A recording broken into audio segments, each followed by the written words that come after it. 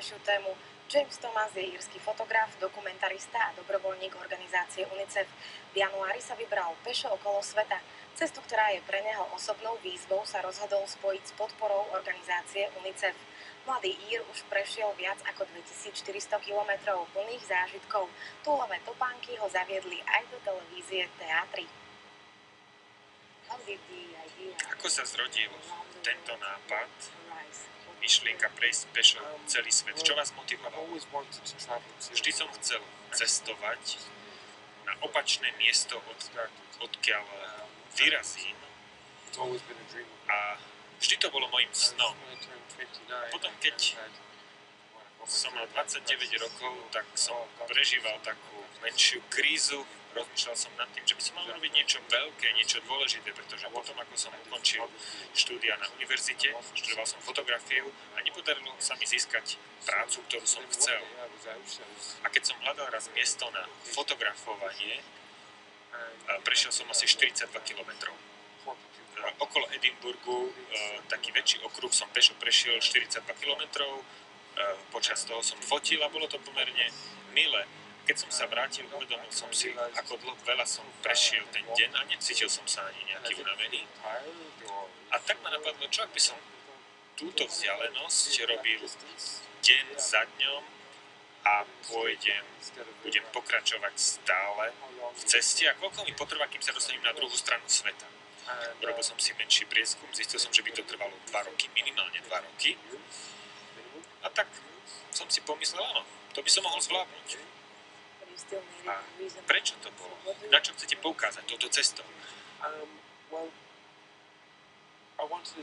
Chcel som, aby to bolo niečo dôležité.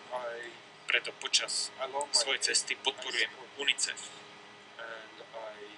Hovorím s ľuďmi o UNICEFe, hovorím o tom, čo UNICEF robí a snažím sa ľudí tiež povzbudzovať, aby jednak darovali peniaze UNICEFu, ale aj aby boli aktívnejší a podporovali UNICEF. Malá suma peňazí dosiahne veľký účel s UNICEFom.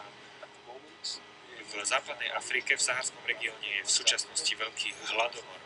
A pokiaľ sa nič nestane, milióny detí zomrú z dôvodov podvýživy počas nasledovných mesiacov.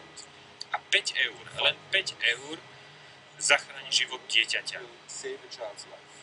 Dieťa dostane za tých 5 eur stravu a pitie na celý týždeň. Tu v Európe 5 eur nezabezpečí stravu pre dieťa ani na deň. A to sú len 2 šálky kávy. Aké sú reakcie ľudí? Ľudia, s ktorými sa stretávam a s ktorými hovorím, a keď im vysvetlím svoju cestu a sú veľmi a radi tiež podporia UNICEF.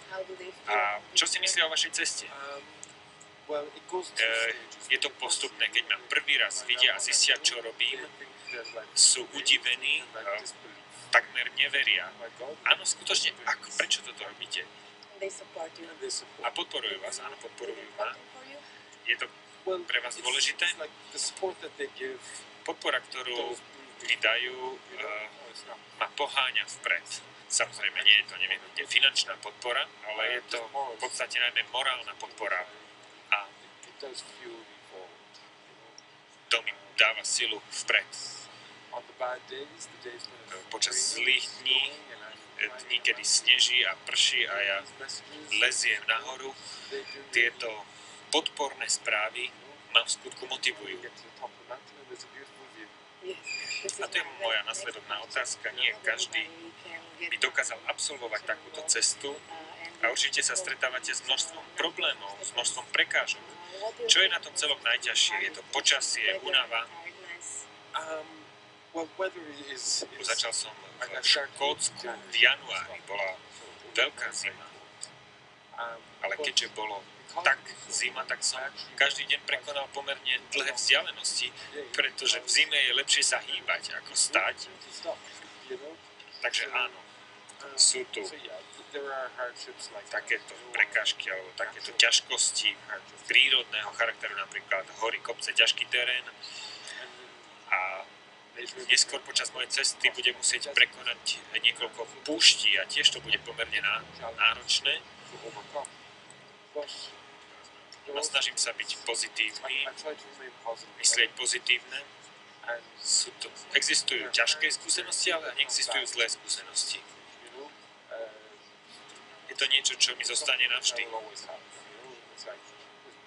Je veľa ľudí, ktorí kráčajú po púšti každý deň a oni, keď ma počúvajú, tak si možno myslia, chodiť po púšti je nič moc. Ale pre mňa osobne je to takým cieľom a je to niečo, čo môžem povedať. Pred pár rokmi som si nemyslel, že sa mi také niečo podarí. A teraz budem môcť povedať áno. Zvládnem to. Postupujete podľa plánu, ktorý ste si stanovili? Áno i nie. Tento plán som si stanovil v procese, ale samozrejme som vždy otvorený zmena. Keď sa dostanem na nejaké miesto, do nejakého mesta alebo podobne a stretnem sa s ľuďmi, s lokálnymi ľuďmi a poviem, že chcem ísť tam a oni povedia, táto cesta je veľmi pekná, alebo toto miesto musíš navštíviť, tam by si sa mal pozrieť, tak vtedy sa aj trošku odchýlim od svojho plánu. Chcete vidieť veci, áno. Nechcem len takto prejsť a nepozerať sa bokom, pretože mi veľa vecí môže uísť. Koľko kilometrov prejdete denne? Zhruba. Závisí to odo dňa, ale je to v podstate 30 až 50 kilometrov denne. 30 kilometrov je minimum. Ako vyzerá váš deň?